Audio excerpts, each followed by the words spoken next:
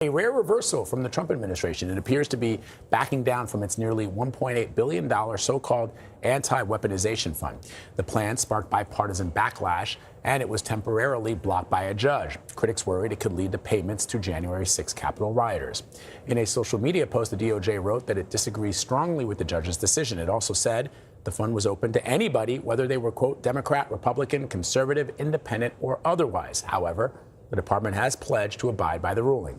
CBS News political reporter Kathryn Watson joins us now from our D.C. bureau. Kathryn, always good to see you. So let's talk about where things actually stand with this fund. And is this move from the Trump administration enough to quell the concerns that members of the president's own party have?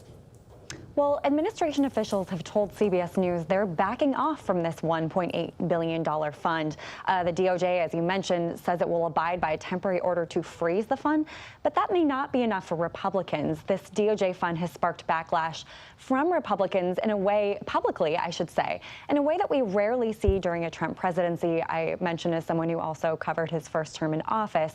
It's been holding up key legislation on Capitol Hill, and when Acting Attorney General Todd Blanche briefed Republican senators on this fund, Senator Ted Cruz said afterwards that GOP senators were screaming at Blanche. Those are his words. Chuck Grassley, the top Republican on the Senate Judiciary Committee, told reporters that the president needs to say very explicitly that this fund won't exist. So that's where things stand at this moment. Okay, so that's kind of the immediate future when it comes to the fund. Do you think that there's any chance that the administration would seek to revive it later down the road?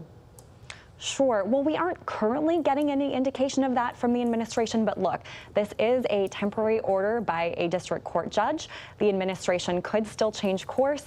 And that's why some Democrats want to permanently prevent this fund from happening through legislation. So let's listen into Minority Leader Chuck Schumer and Senator Mark Kelly. Senate Democrats will push legislation to ban this slush fund and ensure no president can ever do this again. Trump's word is nowhere near enough. This should not be a partisan issue. And I understand many of our Republican colleagues have concerns about this slush fund, too.